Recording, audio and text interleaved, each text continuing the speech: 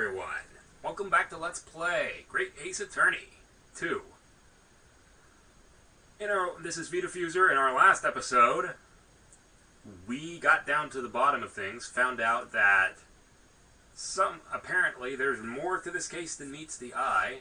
There's something to do with a felon who died mysteriously. Someone has been trying to poison Natsume. And we saved Olive Green from killing herself. So without further ado, it's time to head out and get back to court.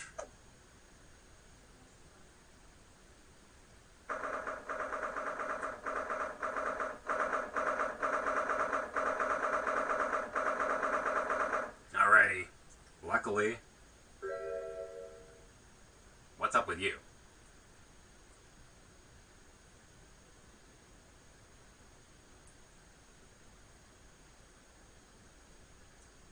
This is it then, Mr. Naruhodo. It's time to put an end to this now. To this miserable curse that has been plaguing Mr. Natsume. To everything. And in my own small way, I shall do everything I can to help you. I always appreciate your help, Miss Susato.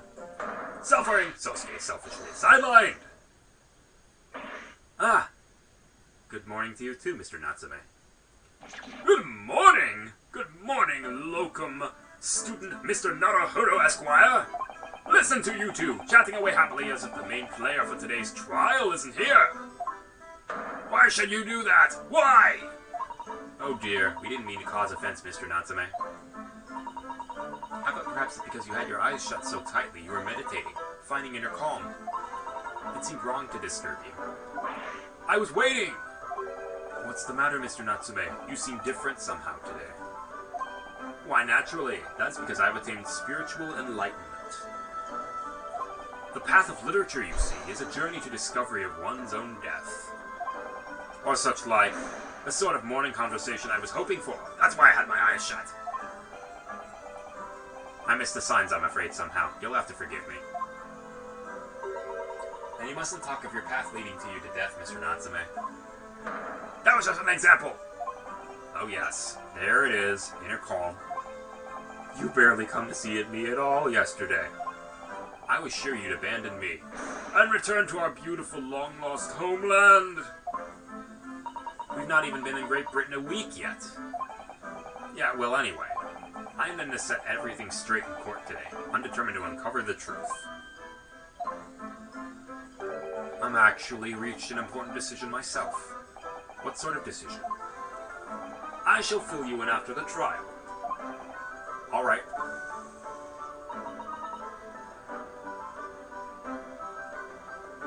It would seem Mr. Sholmes isn't coming today, after all.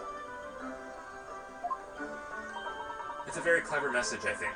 My dear fellows, you must win this battle on your own merits. It's a very clear message, I think, that he's overslept again. Great detective, my arch-nemesis. Long may he stay away, if you ask me. Defendant and your legal representative. The trial's about to begin. Make your way to the courtroom immediately.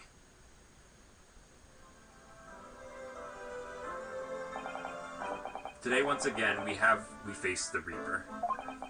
And when the Reaper stands for prosecution, the defendant's fate is sealed. I don't believe in that legend any more than I believe in Sosuke-san's curse.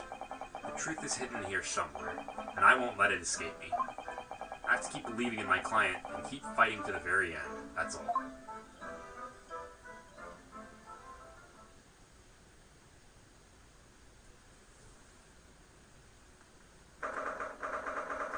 Okay, these next ones should be really short.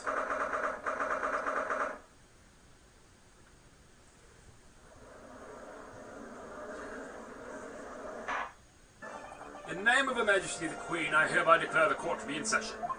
I call upon the counsels of the prosecution and the defense to declare their willingness to proceed. The prosecution is ready.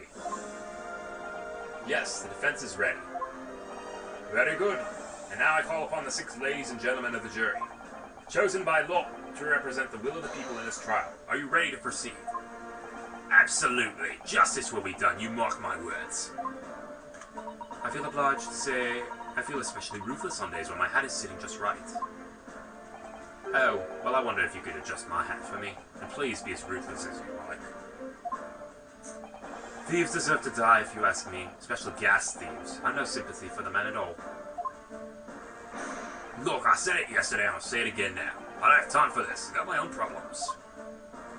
Oh, my lord, sounds like here. This is a flock to yes, quite. Now, Lord Van Zieks, what can you tell us?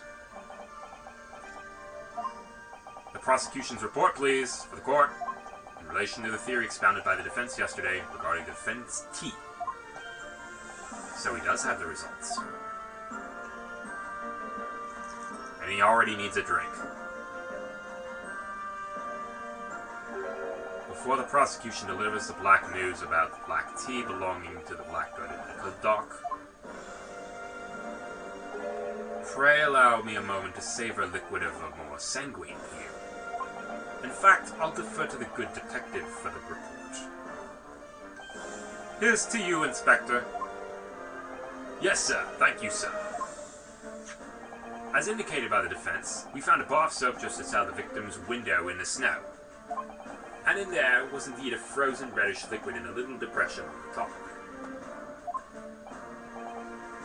Yeah, that's the tea. That's what Mr. Natsume brought in that last night. Well, the brains of the yard analyzed it, and yes, you're right. It was tea. And there wasn't a trace of strychnine or any other toxic substance in it. No poison at all. In other words, the tea the defendant brought with him to the victim's room is innocent. It's in the clear. What a revelation! As I suspected. This makes it quite clear. The defendant, Mr. Sosuke Natsume, is blameless. My learned friend is jumping to conclusions again. A typical Nipponese reaction. What? Yes, it's true, no poison was found in the few drops of liquid recovered in the soap on the window ledge. But what logic is that? Would you take a drop from the Thames and conclude that the water in the ocean isn't salty? My word, the water in the ocean is extremely salty, Counsel. Exactly. Unfit for drinking, just as the victim's tea was on the night in question, as the court has already heard.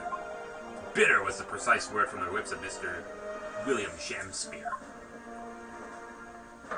whom the prosecution now calls back to the stand.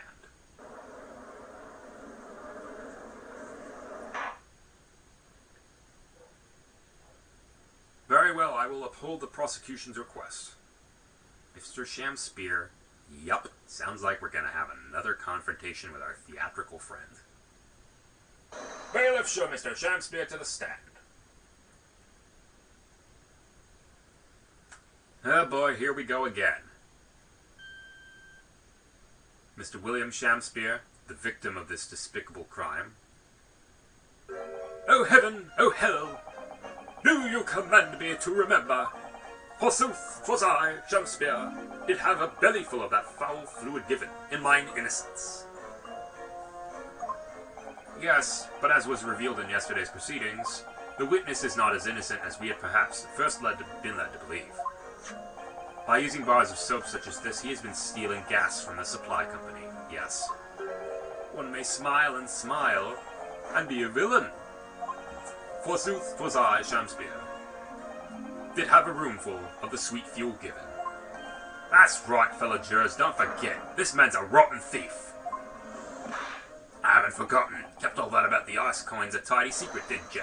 You should have owned up sooner.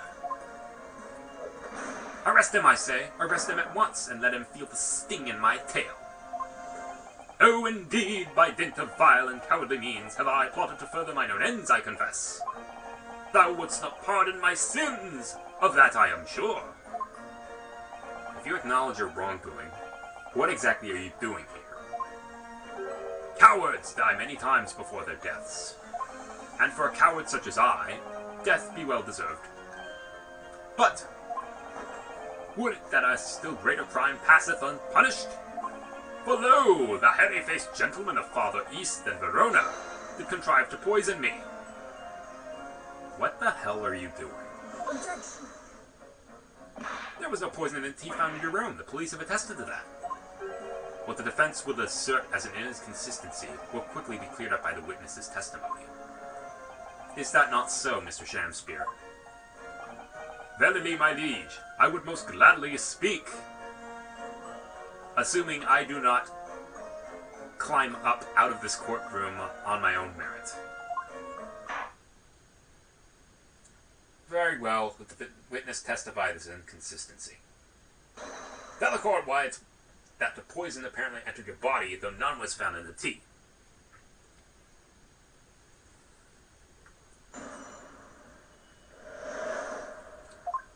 The Japanese man did come to my chamber with tea brewed in a pot. 'Twas in my cup alone that the wicked miscreant secretly poured his wicked poison.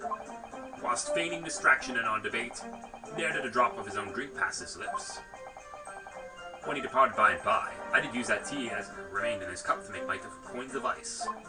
Thus it is no surprise that poison be not found in the tea I did pour into the molds of soap. The poison was slipped into the cup after the tea had been poured.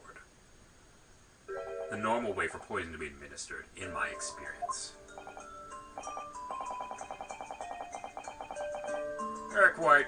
Otherwise, it would be disastrous if the poisoner were to mix the cups up, for instance. And the poisoner ended up being turned into a llama. The poison bottle was found at the scene, because quite simply the Nipponese took the bottle back to his own room.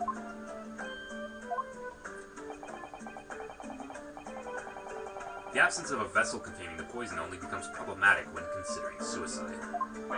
I knew that. But now, it should be perfectly clear. A bar or two of cheap soap is wholly insufficient to wash the deep stains of guilt from the accused's hands. Sirs, madams, 'tis true that I, Shamspeare, be a common thief of gas. But, listen here, ladies and gentlemen. You're poor. You shouldn't be doing that. What is that made of? Wherefore would I lie? Verily, I have no cause. I have naught to lose. Well, I do declare. Thank you for your testimony, witness. Counsel, proceed with the cross-examination. Yes, my lord.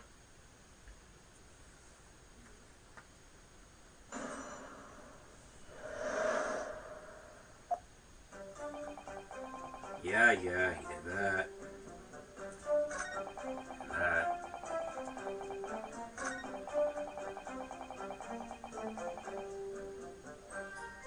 I don't think so.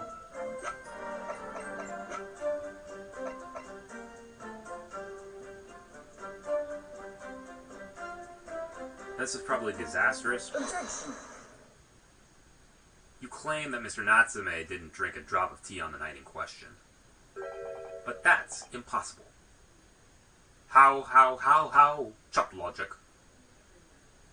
What is it, this darky-clad fiend? Okay, we've done with the Eastern racism. Now we've got straight-up black racism. Yeesh. The two teacups from the scene, one used by the victim and the other used by the defendant, have a clear difference between them. And one that represents incontrovertible proof. Incontrovertible? What difference? Look at the inside of the cups. Just here, there's a clearly visible ring.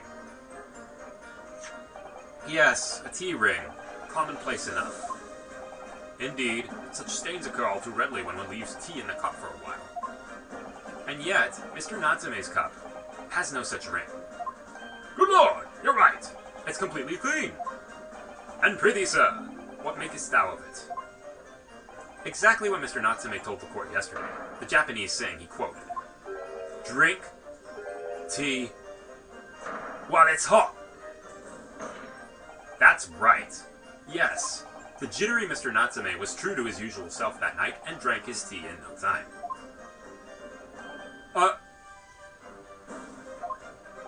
If, as you claim in your testimony, he didn't touch a drop of his tea, A ring would have developed on the inside of his cup as well, after the several hours the tea was left standing. But, in short, Mr. Shamspeare, you clearly lied to the court. Get thee to a nunnery! Not here. This is a PG. This is like a T-rated game. As a rule, I fill my hallowed chalice up to 7 times during any one trial. How the heck are you still standing? You might want to keep that information to yourself. How the hell are you still standing? Yet on occasion, tedium distracts me, and I pour more times than I intend until the bottle is dry. Your drinking habits are fascinating but irrelevant. On the contrary, they illustrate the fickleness of human memory. To William Shamspeare. Yes, my liege? Though you previously stated you made the coins of ice from the leftover tea in the accused cup, could it be that you were perhaps mistaken? Eh? Could it be that, yes, perhaps there was some tea remaining in the small teapot left at the scene? A fact that had vanished from your memory until now. Faith, my liege, thou art a magician! For verily, 'tis as though thou hast seen with thine own eyes that night. What? Forsooth, I was mistaken. I had planned to use tea from the Japanese fellow's cup, but lo, when I looked, 'twas empty! And thus did I use the dregs that festered in the teapot, as my liege did suggest. Objection. And you just suddenly remembered now that you made a mistake before. Are we supposed to believe that? Objection. People's memories are imperfect, my learned friend, which is why we rely on evidence instead. But in any case, it makes no difference. The victim's most recent testimony tells us 2 things of note. Firstly, that the poison was put into the victim's teacup only. And secondly, that his spoiled cup was not the source of the insipid ice coins that had bewitched this court. The prosecution makes a fine summary of facts. There was no teacup in the room. In other words,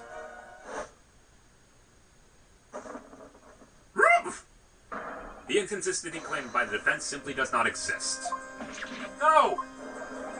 What does this mean then? How do you declare it means there's no issue with the gas thief's testimony? Apart from a bit of a thieving gas, obviously. My lords and ladies and gentlemen of the jury, I do solemnly swear that I am up to no good. That I did dine at Grubb's Grubbery Alehouse that night. Naught did pass my lips, but the black tea given me by the Japanese, whose back be stooped as low as death. And on what did you dine, sir? Why, I did partake of my favourites. A broth as would be called soup, and beef as would be called salad.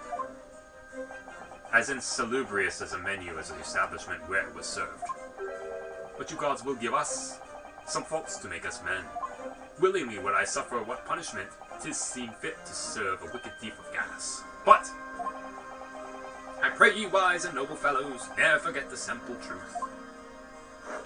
That be one thing, and this be another.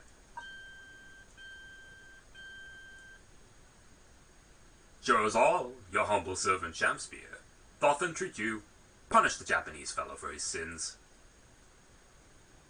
I have the greatest urge to give you a black eye. My lord! If I may speak, my lord, I feel we have been duped by that rotten defense lawyer. By me! I do declare you may be right. We all know the waif there was making coins of ice to keep himself warm. But this lawyer lad says if he's stealing gas, he deserves a dose of poison, eh? He's been leading us up the garden path, is what he's been doing. Oh boy, I never said anything like that. What we just heard from the victim here has opened our eyes again. We reached a decision this time, and we won't be swayed from it. The court acknowledges the position of the jury foreman, and will duly hear the jury's findings. Oh great, here we go. Ladies and gentlemen of the jury, you will state your positions now. Guilty! Guilty. Guilty. Guilty. Guilty. Guilty.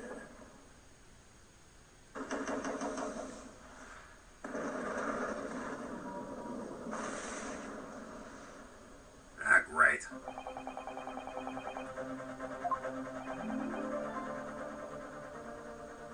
Oh, happy day! How is this happening? My lord, the defense asserts its right to carry out a summation examination. Very well, the court upholds the defense's right. Typical. My learned friend is unable to accept the obvious truth. This trial will therefore enter its second summation examination immediately. Alrighty, here we go. Show us what you got.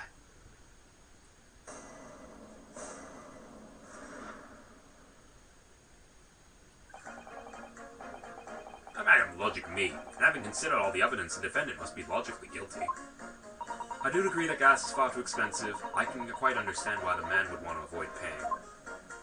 The stuff explodes and it can poison you. It's absolutely lethal gases. Gas doesn't come for free. It costs a fortune to deliver it around the city and maintain the pipes. Truth be told, the team of my officers up for me is a little sketchy at times. If nothing else past the victim's lips that night, there's no other explanation, is there?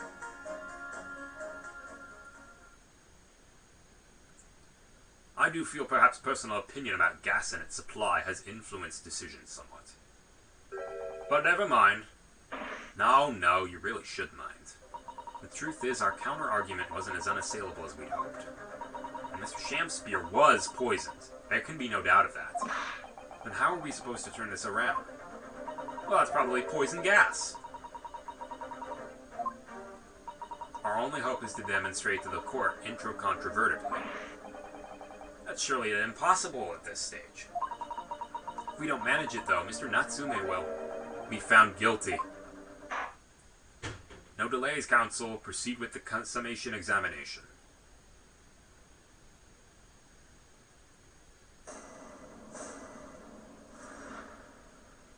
The defense's rebuttal. I'm a man of logic, me, and having considered blah blah blah.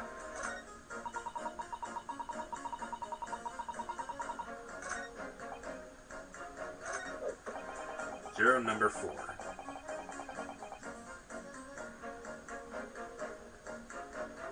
Hold it! Can we please refrain from all this talk of gas?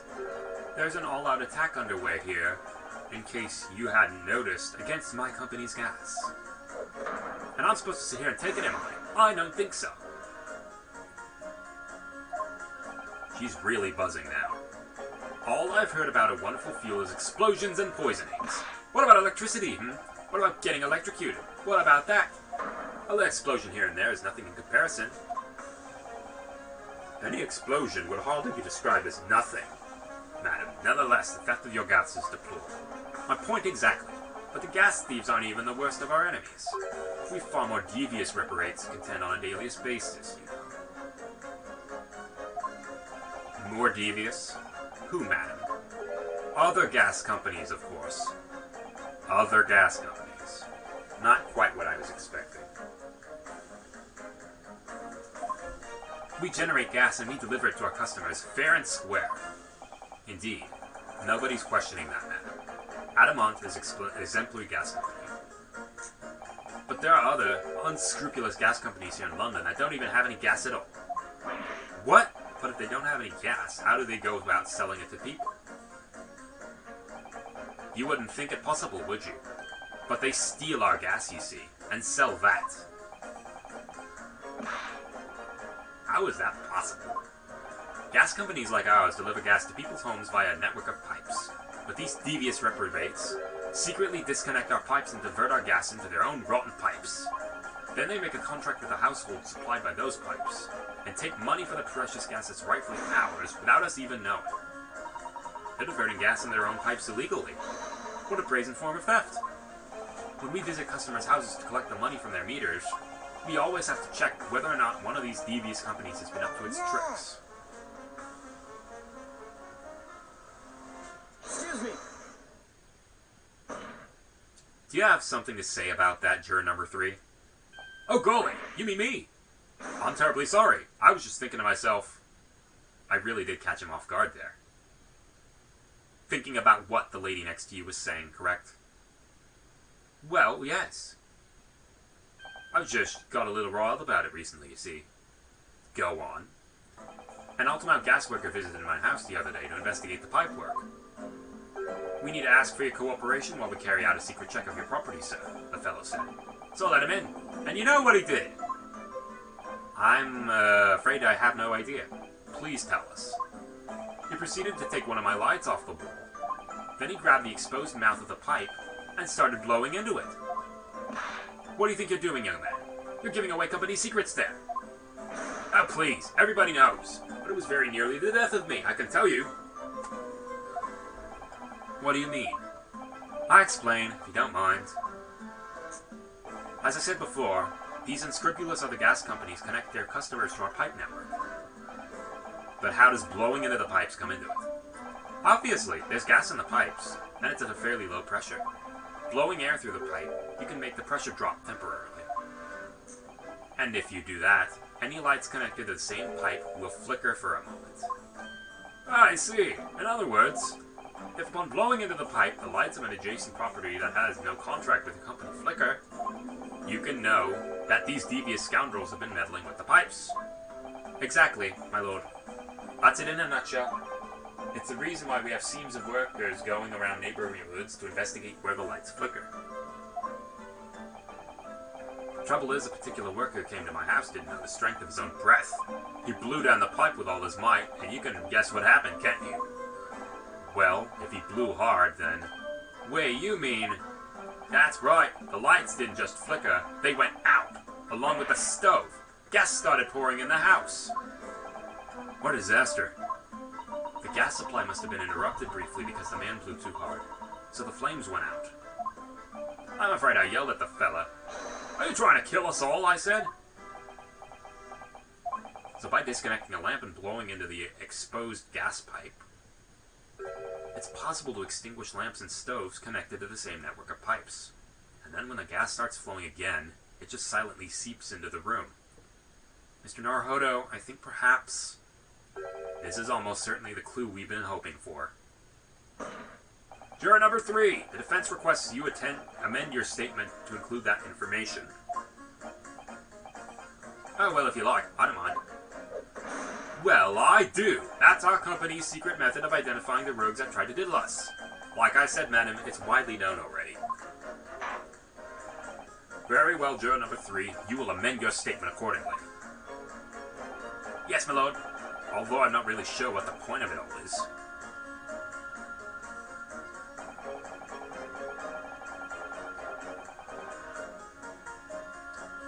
Blow too hard in a gas pipe, you extinguish everything in the house, and then you're in real trouble.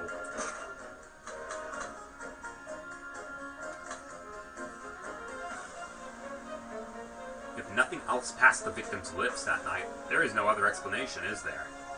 Objection. The two statements clearly contradict one another. Good gracious! To whose statement you refer, counsel? Juror number 6, did you hear what juror number 3 just said?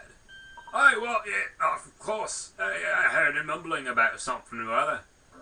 There is another explanation here, I believe. Something besides Mr. Natsume's tea did, in a matter of speaking, pass the victim's lips on the night in question. What? What explanation?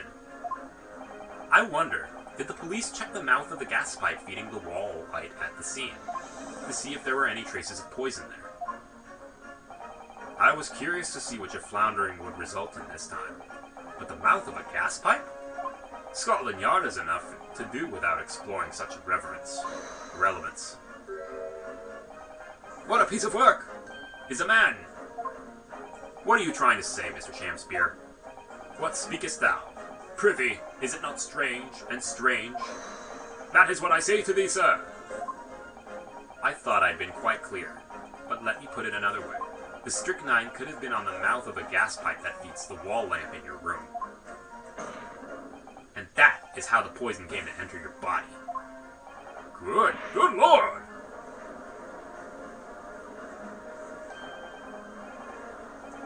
What the heck takes thee then, gas pipes? Is that what he's saying?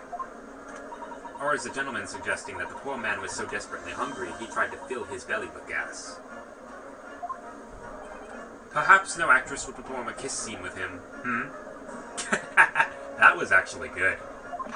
For shame, madam, speaking thy fancy. I assure you I'm not a buffoon that I have to kiss pipes.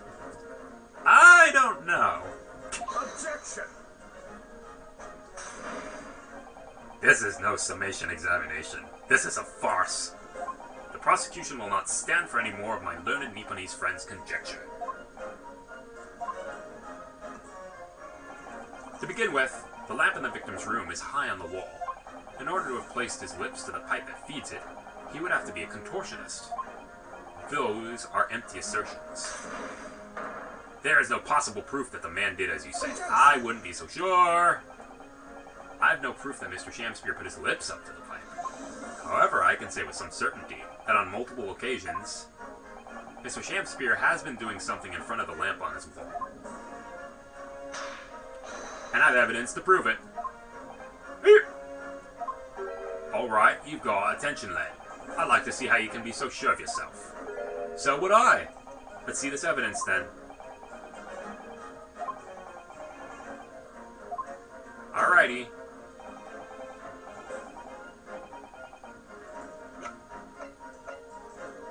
Handprints on the wall.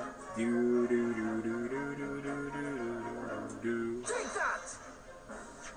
What the? These are... what are they called? Yes, skin prints that were found at the scene. Skin prints, counsel? I've never heard of such things. The Justice Ministry is currently assessing whether or not to permit fingerprints as evidence in court, however. My lord, this is an exciting new forensic technique developed by the great detective Mr. Herlock Sholmes. It reveals all the places that the Shamspeare touched in his room. I've never seen anything like it. I mean, that's black magic, isn't it? Anyone could invent something like this. That great Sholmes fella. I agree. This month's edition of Engineering Thumbs was quite fascinating. We found skin prints in many places you would expect. On the table, on the costumes. However, Mr. Shamspeare also appeared to have been touching some very unexpected places in his room. For example, here. Around the hanging picture there? Indeed, multiple handprints do appear to be visible. Well, I wonder, could he have been appreciating the artwork, perhaps? At first, my colleagues and I thought the same. However, imagine standing with your hands where those handprints are, and you would find yourself directly in front of... ah! I don't believe it. The gas lamp. Though the reason why isn't immediately obvious, it's clear Mr. Shamspeare has regularly been standing with his hands to the wall in front of that lamp. Right, what have you been up to, you nut? I'd ask the court to recall juror number 4's earlier statement. Me? What did I say? You said that blowing into a gas pipe would make the lights in the entire building flicker. And now, if you'll recall juror number 3's statement... Wait now. When the gas worker who visited his home blew with too much force into the pipe, it caused all the lights and the gas stove to go out, and gas started leaking into the rooms. Obviously, that incident was an accident. However, the simple fact is, if Mr. Shamspeare was to have blown hard into the gas pipe here in his room, he could have extinguished every other light and gas stove in the building at will. Crocky! Are you suggesting that the man purposefully caused the gas to... Objection!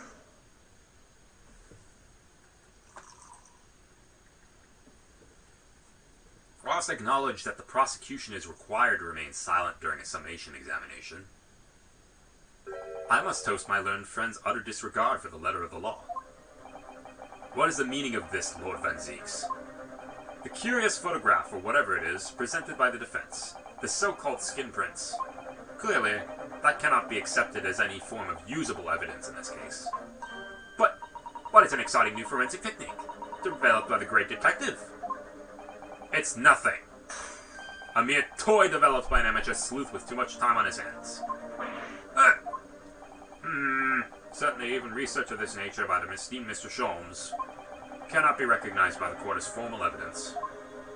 But, please, my lord, if I may, Miss Susato, it was not the defense's intention to submit the skin prints as formal evidence. We merely wish to present the results of the great detective's investigation of the scene, as a tool by which to explain a possibility to the ladies and gentlemen of the jury. And, if the trial were to come to an end now, we should never learn the truth behind these mysterious handprints that everyone has now seen. I don't believe we can allow that to happen, and I'm sure the jurors would agree. Well, you got him now. You're right. Whether those strange handprints are a significant clue or not, it's down to us to decide. Juror number 3? Oh yes, I do declare. The great detective's investigation and results sound absolutely fascinating. And I want to hear what that shady actor fellow has to say about those shady handprints.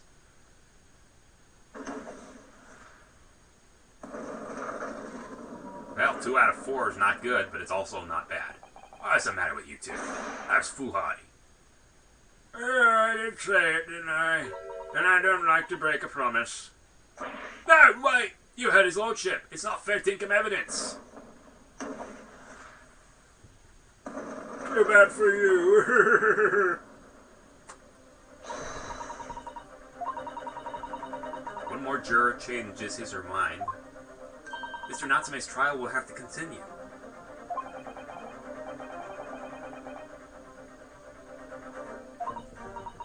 Alrighty. Someone seems happy. Why, Mr. Shamspeare? You seem to be losing your composure. Just one more juror, Mr. Naruhodo. You can do it. We got one more juror to figure out. Continue, counsel. I'm a man of logic, and having considered all the evidence, the defendant must logically be guilty. Hold it!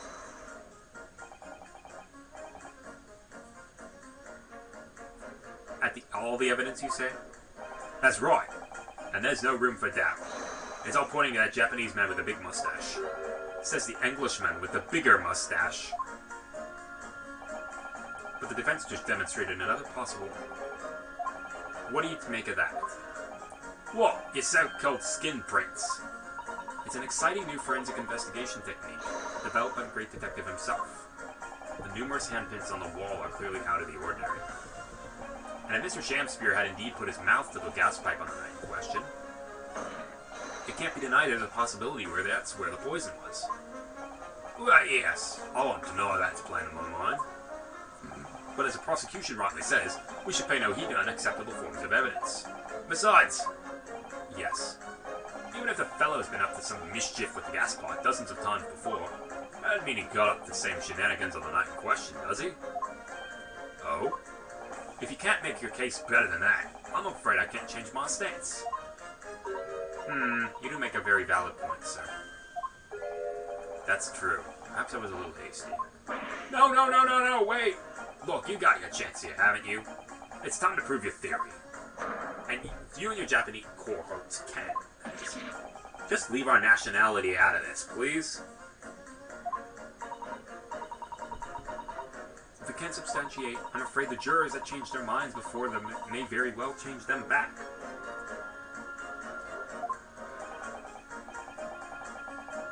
Yeah, we got more proof.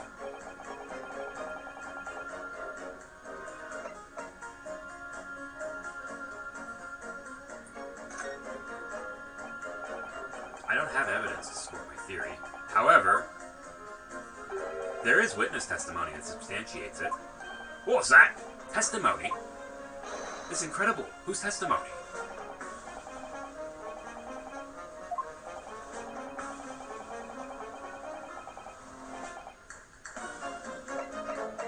Alrighty. Your chance to shine. Obviously, I'm talking about the defendant, Mr. Shosuke Natsume himself. The defendant? At the very beginning of the proceedings here in court yesterday, Mr. Natsume said the following. My lodgings! There's been a whole series of strange happenings in my lodgings. Even on that fateful night it happened, when I returned from Mr. Shamspear's room. I lit my gas stove and climbed into the bed, but before long, the stove went out, and somebody tried to kill me! On that night in question, the gas in the defendant's room went out. So I asked the court, was that a mere coincidence or not? Good golly. So that Shakespeare fellow blew air into the gas pipe to make the man's stove go out on purpose. Now hold your horses there. Why would he do that for? Mr. Foreman. What the? What is it, man? We cannot allow judgment to be passed while this doubt remains. It's true I don't have conclusive evidence yet. However, you must surely agree, there is more to this case than meets the eye. Aye!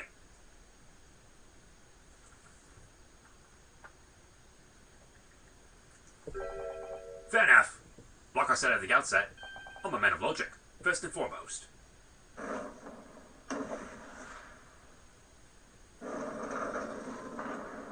Alrighty. That's 4 jurors leaning toward not guilty, my lord. We've overturned the decision. Therefore, the defendant's calls for the trial to continue.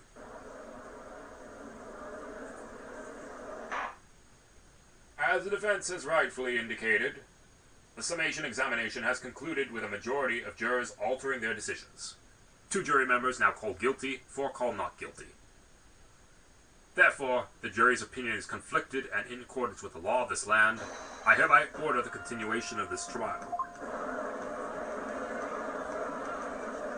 Mr. William Shamspear. My lord, how can thy humble Shamspear serve thee? What say you in response to the various revelations made during the summation examination?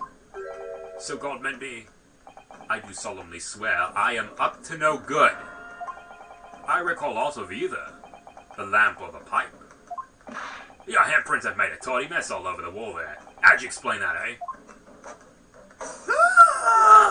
I'm done with this. The dignity of this great courtroom has been sullied enough already. Juror number 5. Who, me? As I went to some pains to point out already, a print from the self-professed detective's toy has no place in British court of law. Aye! As such, whether or not this man did indeed stand before the gas lamp with his hands against the wall remains, at this time, unestablished conjecture. You would all do well to remember that. Objection. But the prosecution must concede that it would be extremely simple to verify. Just order the mouth of the gas pipe feeding the lamp in Mr. Shamspear's room to be examined. If there are traces of poison there... Objection. What appears to be extremely simple is my Nipponese friend's mind. You will recall that in order to check for the presence of poison in the tea, some remnants of tea were required. Yes. Therefore, it shouldn't be beyond your wit to imagine that even if poison were to have been spread on the pipe, it would have to be completely evaporated by now, making an analysis impossible. Hey! I didn't think of that. In any case, counsel, I fail to see what could possibly have motivated the man to do as you subscribe. Why on earth would this fellow have wanted to blow air into the gas pipe work where he lived? There's only one possibility I can think of. And that is, to use the leaking gas to commit murder!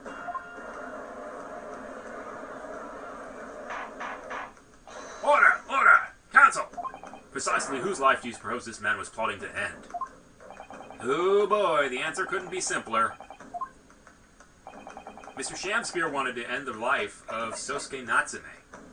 Take that! If a gas lamp were to go out, it would be noticed immediately, of course. But a gas stove, on the other hand, would be silently extinguished by the killer without anyone noticing. I live round those parts myself, so I know what it's like.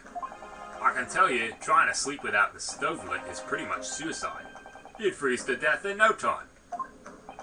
Mr. Garadev, the landlord, has a large fireplace in his part of the residence of the top floor. In other words, it wasn't the landlord, but a fellow lodger whose life Mr. Shamspear was trying to end. Outrageous! I'm talking, of course, about the defendant.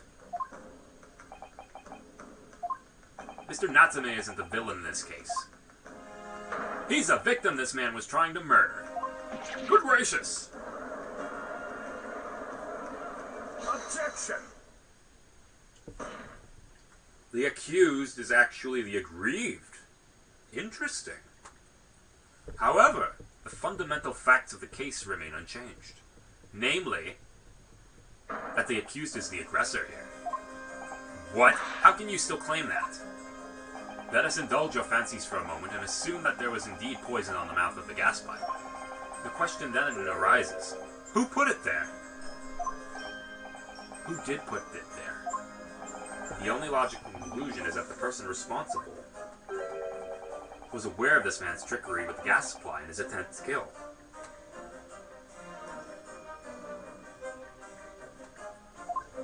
Yes, that would indeed seem logical. If the assailant were unaware, how would he or she have known to lace the end of the gas pipe with poison? So now we must ask, how could anyone have known of Mr. Shamspeare's murderous designs? You mean to suggest? Naturally, the sole possible answer to this question couldn't be more obvious. Only the man whose life was being threatened could possibly have known. In other words, the person who put the poison on the gas pipe in what was a clear retaliatory attack can only have been the accused, Mr. Sosuke Natsume. But that's not the case. Whatever Mr. William Shamspeare may or may not have tried to do, he was nevertheless the victim of a potentially lethal poison attack. And the only person who could possibly have perpetuated that attack is the accused, Mr. Natsume.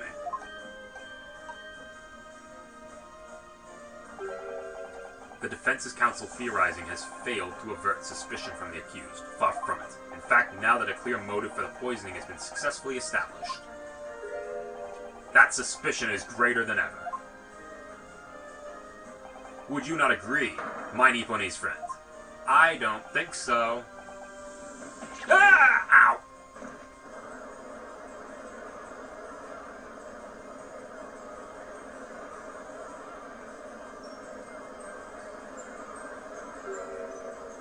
How did he manage to turn that around on me so rapidly? I must respond, otherwise the members of the jury may very well change their leanings against us again. And this may be our last chance to gain the advantage. What advantage? Well, it would seem that somebody put poison on the gas pipe in Mr. Shamspeare's room, so we must name that person now and absolve Mr. Natsume of guilt. Name the true culprit. Well, we know there's only one person who could probably do this. It has to be, as it happens, one possible culprit does come to mind. The evidence, poison, it's all pointing to a particular person now. The prosecution calls for the jury to consider their leanings again. I trust you'll make the correct choice this time, Mr. Foreman. Well, don't you worry. We know exactly what... I don't think so.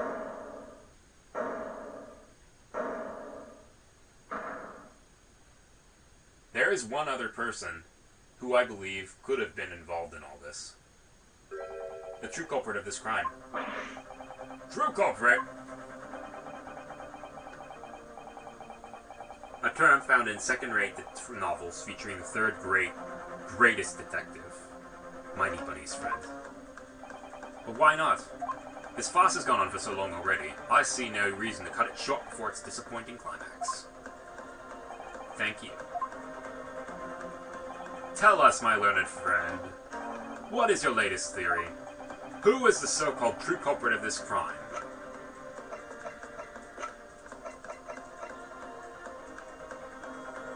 Take that! The name of the person responsible for the poison that afflicted Mr. Shamspeare is, I believe, Miss Olive Green. Miss Olive Green? Miss Olive Green. I do feel as though I've heard that name in the recent past, counsel, but I don't recall where. Miss Olive Green? The woman from 6 days ago? The victim in the recent case of stabbing on Briar Road. An incident for which Mr. Natsume was arrested, I hasten to add. Oh, of course, yes. Miss Green. She was left comatose for some 3 days, I believe, but I hear she regained consciousness 2 days ago. And I hardly need to remind the court that Mr. Shamspeare's poisoning took place 3 days ago. Given that the woman was lying comatose in a hospital bed at the time, she appears to have a rather fine alibi. True, on the night that the incident occurred, Miss Green was in the hospital unconscious. So on the face of it, it would seem she couldn't have been responsible. But still. My colleagues and I visited Miss Green in the hospital yesterday. We found her to be in possession of a bottle of poison. Good gracious! She had poison! And there is another fact that links Miss Green to this case as well. The defense requests that she be brought to the witness stand in order to explain the details to the court. Tell me, Mr. Shamspeare. My lord, pray what be thy bidding? Are you acquainted with Miss Green? No, never heard of her. Judging by the look on Mr. Shamspeare's face, I think perhaps he genuinely doesn't know her. At least not by name. As the voice of Her Majesty's prosecution here, I adhere to my word. We will see my learned Nipponese friend's farce through to its conclusion. I appreciate that. The prosecution requests a short recess, my lord, in order to subpoena the witness and bring her here. Yes, Miss Olive Green. Indeed, my lord. 1 hour should be sufficient. Very well, I grant the request. Excellent, I hope. The defense has made a most extraordinary accusation, I must say. But at the present time, I feel the prosecution's argument remains largely uncontested. Accordingly, I'm afraid the defendant and his culpability remain the sole subject of this court's attention. Thank you, consuls. We reconvene in 1 hour. Court is adjourned.